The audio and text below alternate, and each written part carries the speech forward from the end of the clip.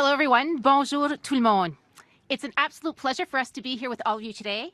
And I first of all want to take a moment to acknowledge that we are gathered here today on the traditional unceded territory of the Mi'kmaq, Maliseet, and the Passamaquoddy peoples.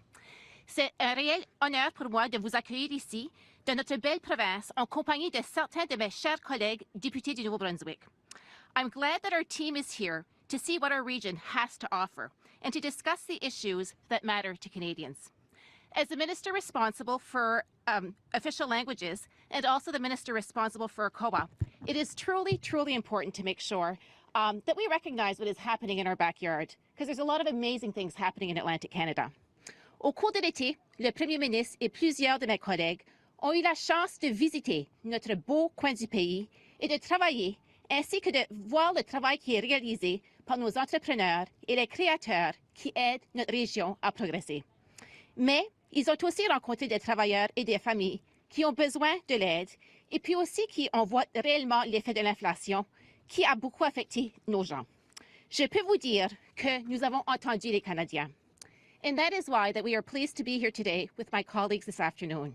And we are here ready to deliver the support needed to build a better and brighter future for all Canadians. Sans plus tarder, j'ai le plaisir d'inviter le Premier ministre du Canada, Justin Trudeau, à prendre la parole.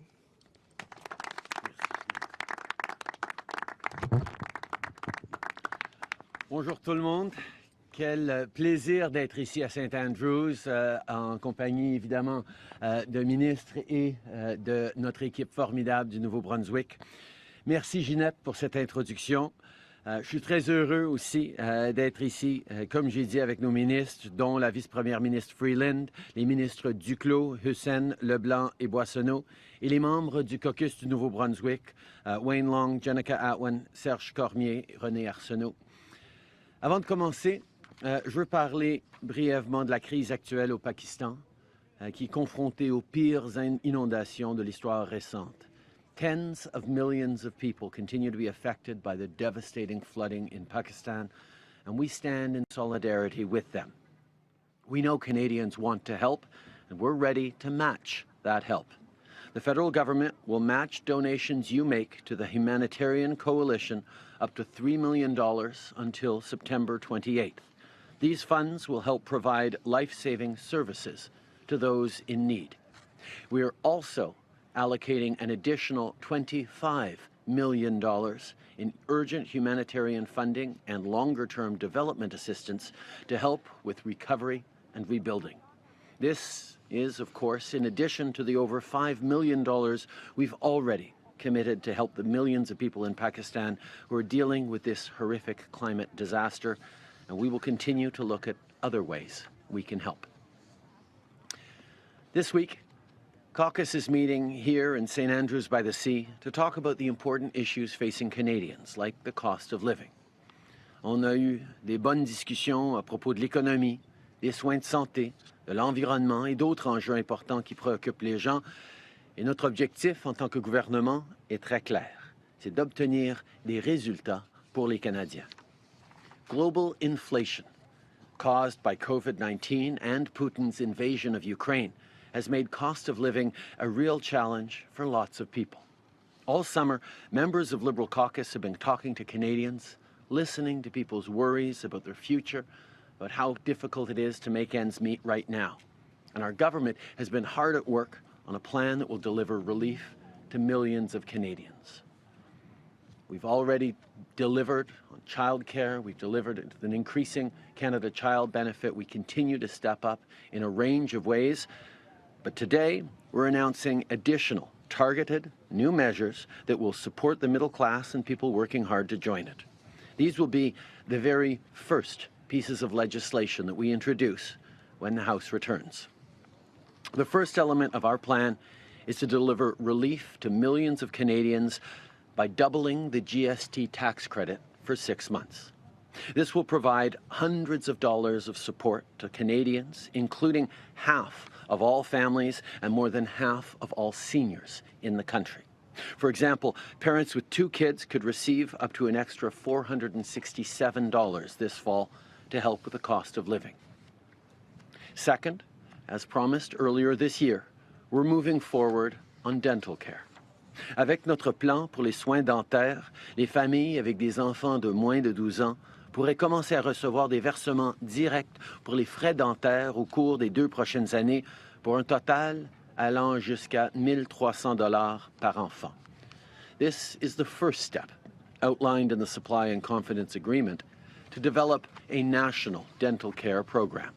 We aim to have that program started for those under 18, persons with disabilities, and seniors by the end of 2023, with the full program completed by 2025.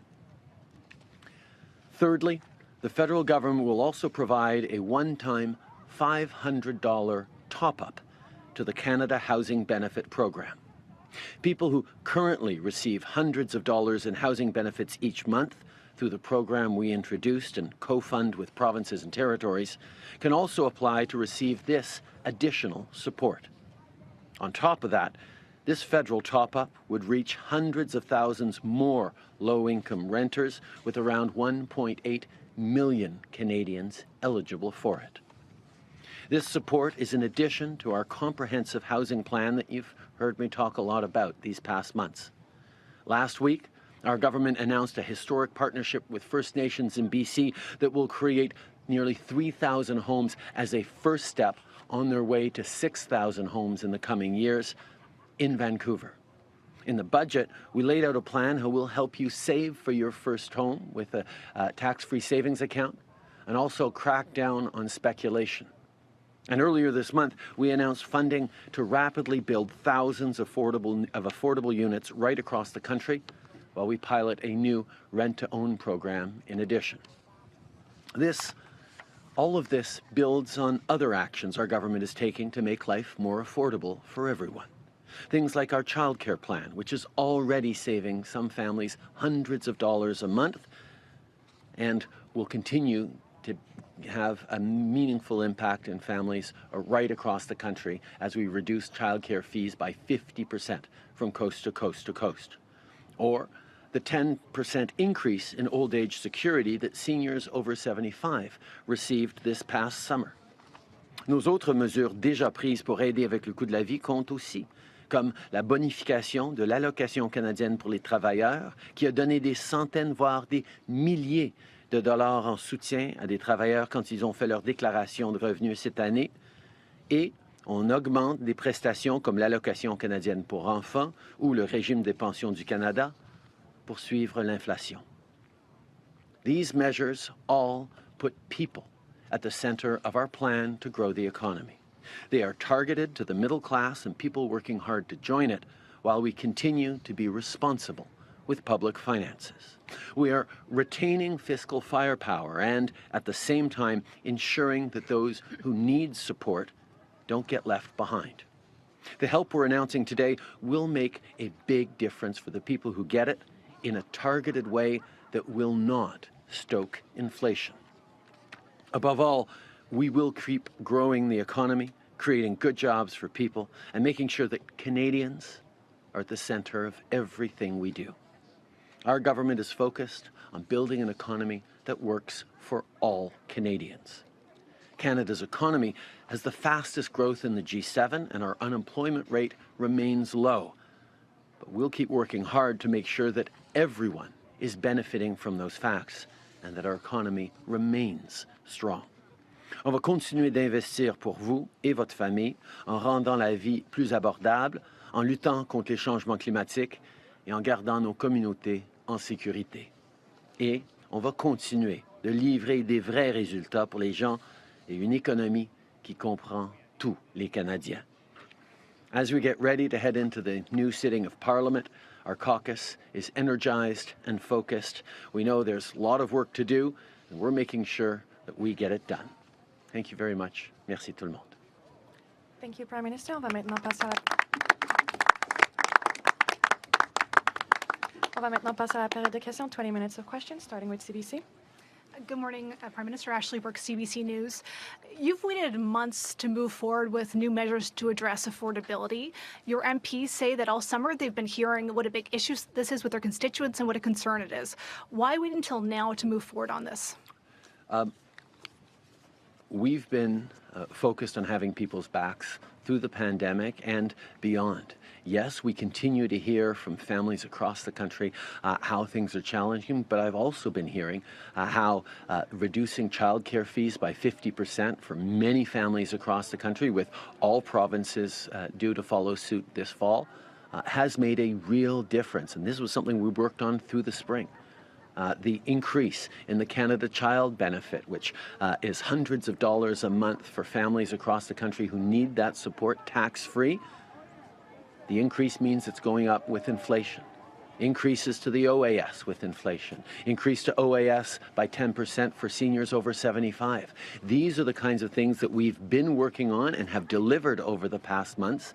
And now we're pleased to move forward with more targeted measures to help people this fall, because we hear clearly how people need it. Next question. Good morning, Mia Rabson from the Canadian Press. There's been a lot of pressure for you to act more on inflation, but there's also been a lot of pressure not to do more that will encourage inflation. Why are you convinced that these moves will not just simply make inflation worse? I think the most important thing is to understand that there are Canadians out there really hurting. Yes, increases in the cost of living and challenges with inflation and disrupted supply chains that are global are affecting everyone.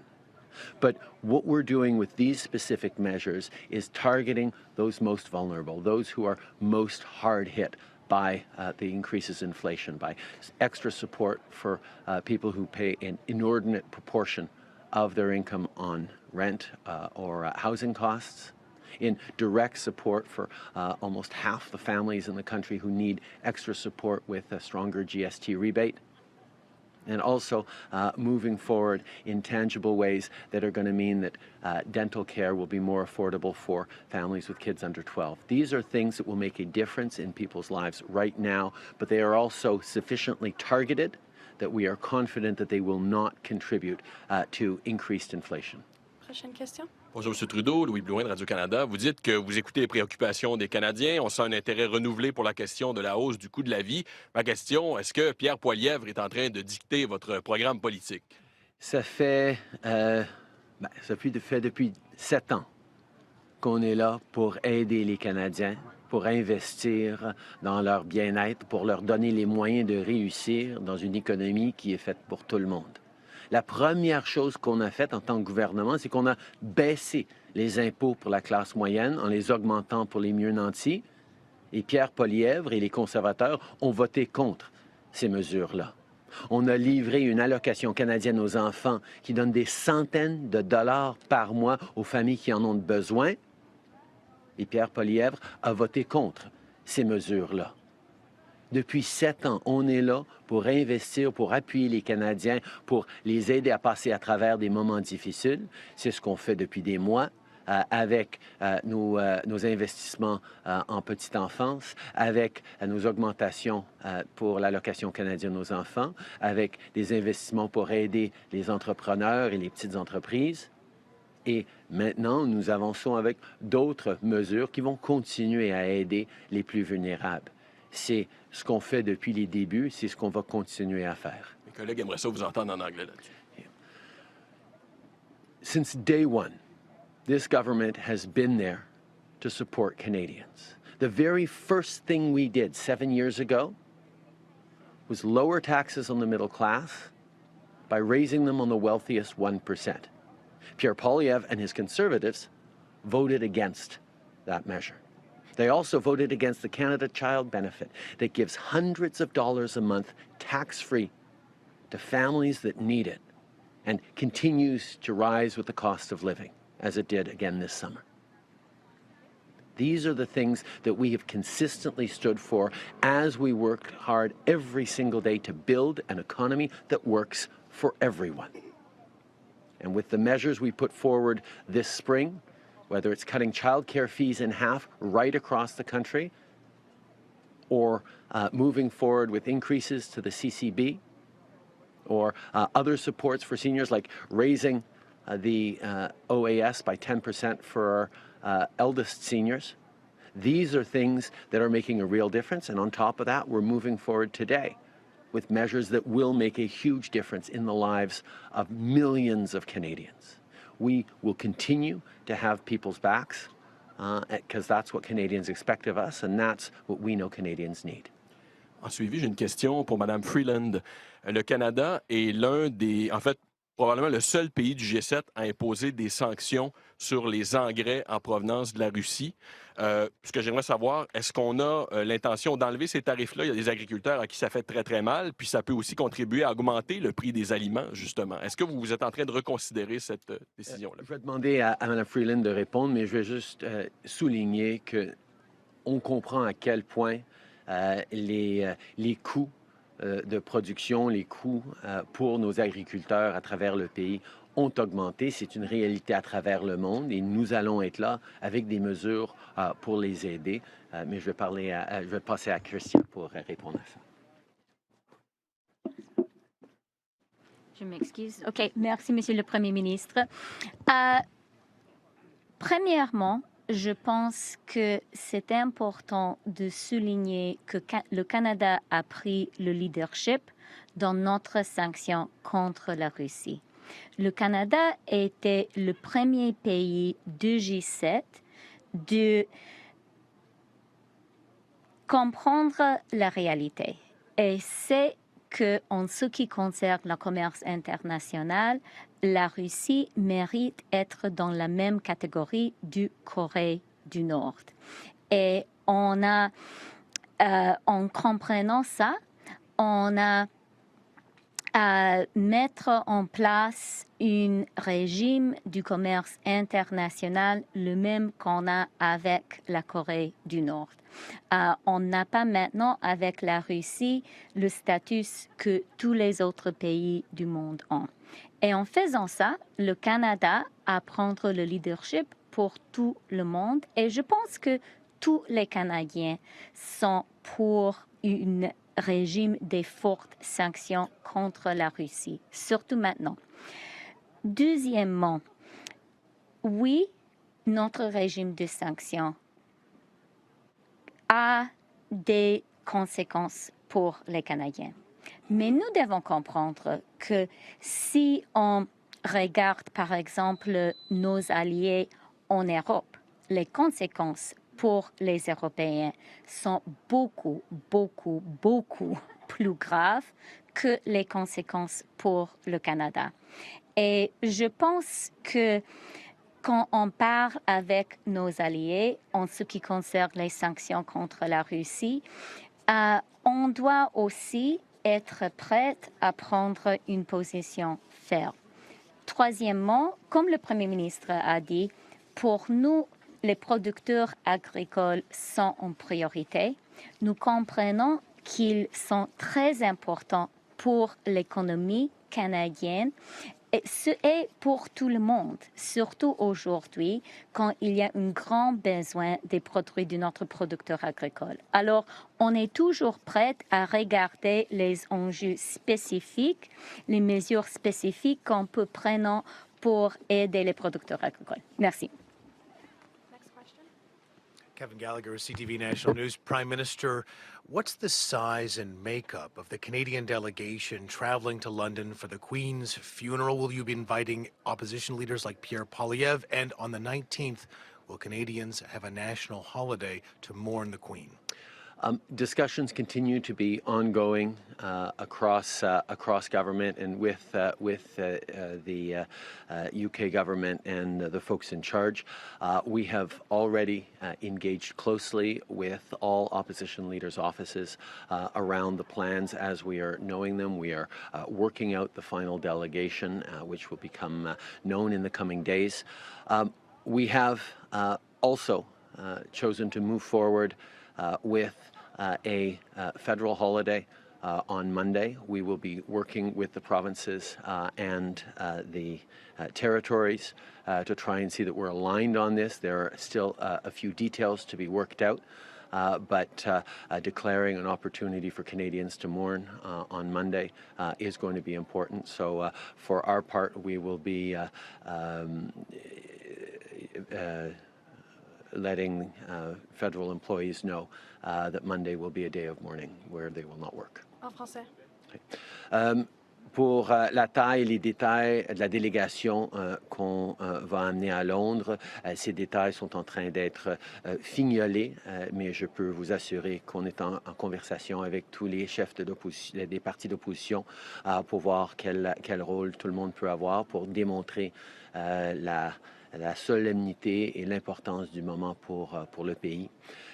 Et je peux vous informer que nous allions déclarer un jour férié fédéral. Lundi, on est en train de travailler avec les provinces et les territoires par rapport à leur perspective là-dessus. Chaque province va prendre ses décisions, mais nous annonçons que les employés du gouvernement fédéral vont avoir un congé pour pouvoir faire une journée de deuil pour Sa Majesté la Reine. Next question. Alex Ballingall, Toronto Star. Just in the wake of the Queen's death, do you expect or welcome Canadians grappling with the question of the future of the monarchy in Canada? And can you explain where you stand on that and why? I think Canadians are rightly proud of living in one of the strongest democracies in the world. Our institutions are healthy, our debates and conversations are robust, and we have an enviable stability despite an extraordinary diversity of backgrounds, of origins, of beliefs, of perspectives across the country. And that's something we can never take for granted, so we're always open to conversations about protecting and strengthening our democracy and its institutions, particularly at a time where we see them under assault from various quarters. My own perspective is that Canadians are almost entirely preoccupied with the big issues we're facing, whether it's rises in the cost of living, global inflation, war in Ukraine, challenges around positioning our economy and our jobs to succeed in a carbon-neutral world, in a world in which we're fighting climate change. These are the things that Canadians are talking to me about: community safety, opportunity for their kids, good jobs into the future. That's the focus that we will continue to have as a government. Next question. Hi, I'm Bill Cray from the Globe and Mail. Yesterday in your speech to caucus, you said now is not the time for politicians to exploit fears and to pit people one against the other. Your critics have really jumped on that, saying that it's hypocritical on your part because some of your policies on vaccination and some of the language that you've used in recent months, and including during the election campaign, contributed to a lot of this divisiveness that we see as a society. So how do you respond to critics saying that, you know, you're being hypocritical when you say don't pit Canadians one against the other? I think it's very clear that job one of any government is keeping Canadians safe. And those are the decisions we took during the pandemic to ensure that Canadians stayed safe. And you know, no government is ever going to get unanimous consent on every important measure it puts forward. But we put the safety of Canadians and the economic recovery that we're experiencing right now at the center of every decision we took during the pandemic. And if it is divisive to point out that vaccines have saved millions, billions of lives, the vaccines are safe, and the best way through this pandemic, which we've perhaps ended the acute phase, but it will continue in various forms, and we need to continue to stay vigilant. If people are calling a respect for science and an upholding and defense of facts divisive, but then perhaps people need to take a careful look at those who are saying that. Next question. Abigail Beeman, Global News.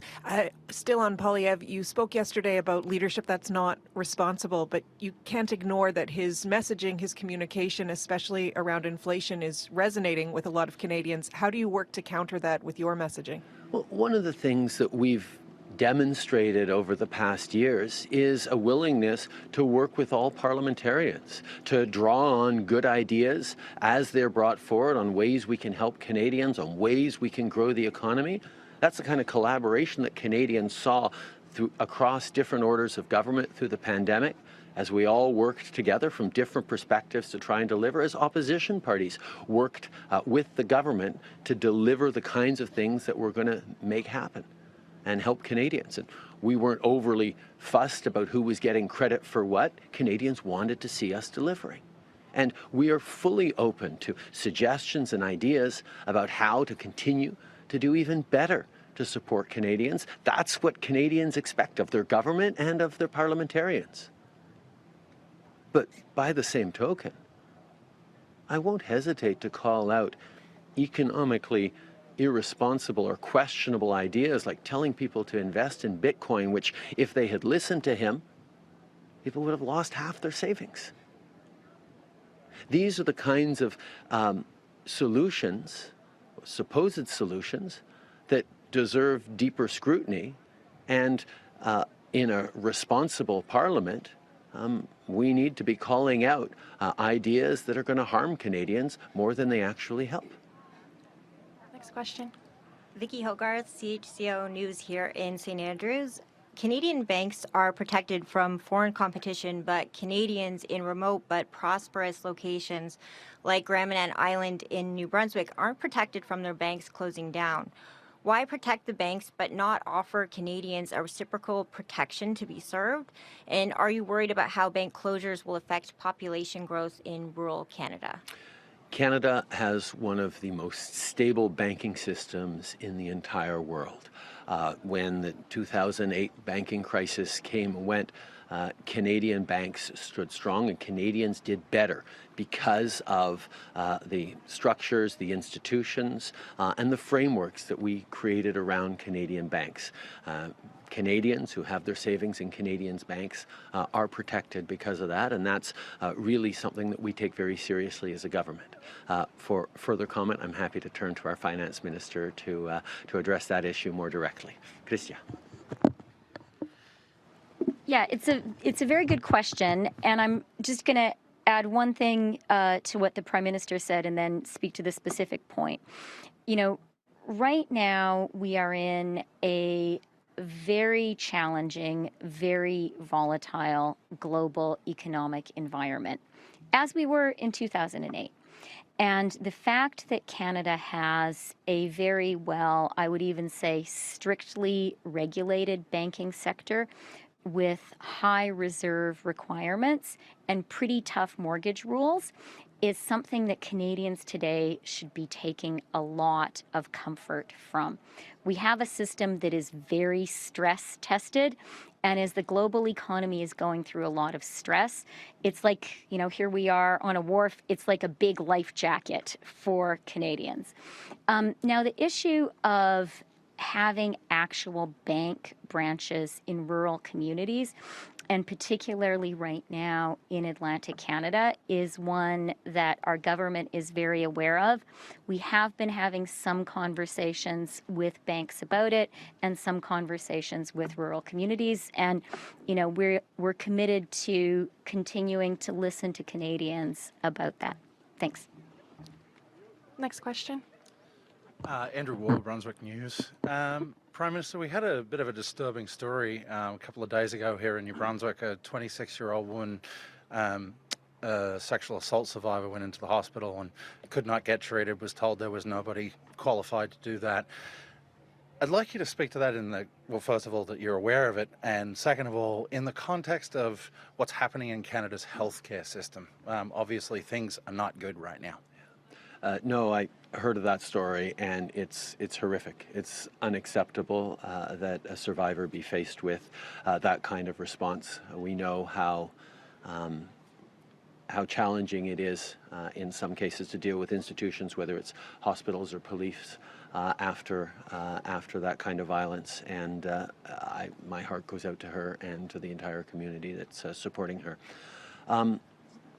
Obviously, every Canadian knows that our healthcare system is under tremendous stress right across the country.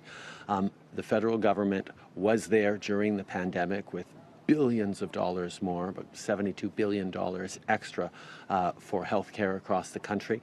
And we've made a strong commitment to make sure that everyone knows we will be there for more investments in healthcare. But I think everyone knows that it's not just about more money into the system, it's about getting better outcomes. It's about getting more support for those frontline workers, nurses and doctors and folks in our hospitals who are increasingly ground down, increasingly exhausted, increasingly overworked, that we need to give them more resources and better conditions in which to work.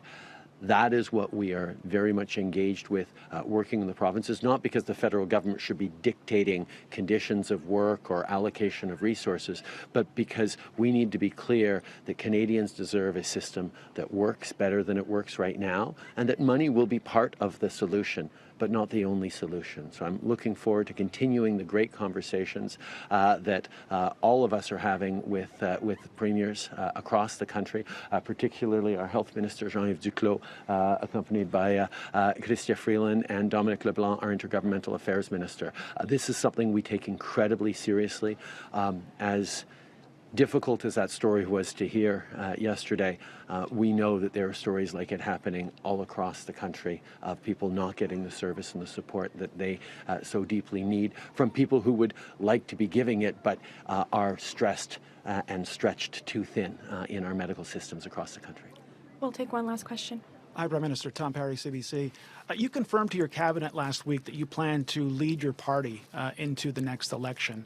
You've said it before, but I'm just wondering if Pierre Poilievre's rise in the Conservative leadership race, if that cemented your decision in any way. I'd like to ask you as well, if your deal with the NDP lasts until 2025, you'll have been in office for almost a decade. Do you think by then there'll be voter fatigue, that people will be more apt to see Pierre Poilievre as a viable alternative to your government? I think what Canadians want is to not have to think about politics and politicians all that much. Canadians want to see a country that is delivering for them the kinds of jobs and opportunities that they want. Canadians want to see strong, safe communities. Canadians want to know that there's a plan that recognizes the challenges in the world and has real solutions to put forward to them, whether it's moving forward to a net zero economy where Canada can be a reliable energy supplier with good jobs in Canada and a positive impact around the world, or whether it's moving forward to make sure that we're truly building an economy that works for everyone, that recognizes the only way to grow a strong economy is to bring everyone into it.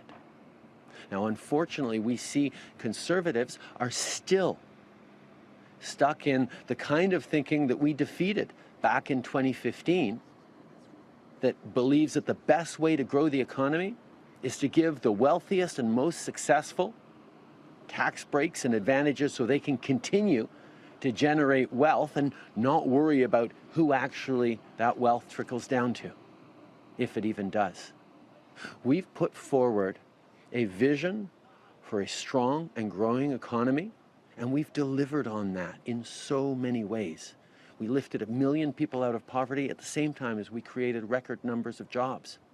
We're moving forward as world leaders in the fight against climate change, and we're seeing how that is paying off with investors, partnerships with countries like Germany that see the direction we're going. Now, the Conservative Party is focused on bringing us backwards to some idealized time that never existed and certainly won't ever exist again. We are focused on looking at where the world is going and positioning Canada to be there. So over the next 3 years, we're going to be working as a team totally focused on Canadians, on delivering the kinds of services that Canadians need and the kind of vision and plan that's going to bring them into a future where they can see themselves and be confident about where the world's going and where Canada's role is in that. I'm excited, not about the political context, but about the opportunity to continue to deliver for Canadians in very real ways from coast to coast to coast. How much did Mr. Poilievre's rise influence your decision to stay on and fight? I think we're seeing a rise of various forms of populism based on anger and misinformation and disinformation all around the world in many democracies. I've had many conversations with my fellow leaders at the G7 and in other contexts around the pressures that democracies are facing. Some external pressures, like the pressures put on us by countries like Russia or China or others. Many of them internal, with people who are frustrated, scared about where the world's going, worried about their place within it. And politicians face a very simple choice. Do you allay those fears and empower people and show them how we're going to build a better future? Or do you amplify those fears for short-term political gain? It's the kind of conversations we had in the 2015 election, and it looks like it might be the kinds of conversations we're going to have again, with the Conservatives choosing a path of amplification of anger and misinformation instead of actually figuring out how to respond to the real threat of climate change, how to respond to the real threat of making sure everyone is included in the economic growth we're creating. That's the discussion that not just politicians but all Canadians are going to be engaged in over the coming years, and I, for one, am very excited about being able to lead those conversations with this great team behind me. Merci. OK. Je pense qu'on est en train de voir un peu à travers le monde une montée d'un populisme de peur, de division, de désinformation. Et ce qu'on sait, c'est que c'est une piste un peu facile d'amplifier la frustration et la peur des citoyens pour des buts politiques à court terme. Mais ce n'est pas la piste responsable, pas pour un pays comme le Canada, où nous avons besoin, oui, de reconnaître les défis et les anxiétés des gens, mais il faut leur donner confiance dans l'avenir qu'on est en train de bâtir, l'avenir qui nous entoure, qui nous vient de tous les coins du monde, que ce soit la lutte contre les changements climatiques et le développement d'une économie qui va profiter des innovations et du travail des Canadiens dans ce sens-là, qui va être là pour reconnaître qu'une économie n'est réellement forte que si tout le monde a une chance d'y participer et de s'épanouir. Alors, cette conversation sur est-ce qu'on est confiant face à l'avenir? Est-ce qu'on continue de travailler ensemble de façon ambitieuse pour s'assurer qu'on réussisse tous dans les années à venir malgré les défis et qu'on mette de l'avant un plan concret pour le faire? Versus un parti qui, jusqu'à présent, est satisfait d'amplifier les frustrations et la peur sans offrir de solutions concrètes sur comment on va être prêt pour les défis qui viendront dans les années, les décennies à venir, quel que soit le gouvernement. Merci beaucoup tout le monde. C'est ce qui m'a fait la conférence de presse d'aujourd'hui. Merci tout le monde. Bonne journée. Hello again, Martin Stringer here, and you have been watching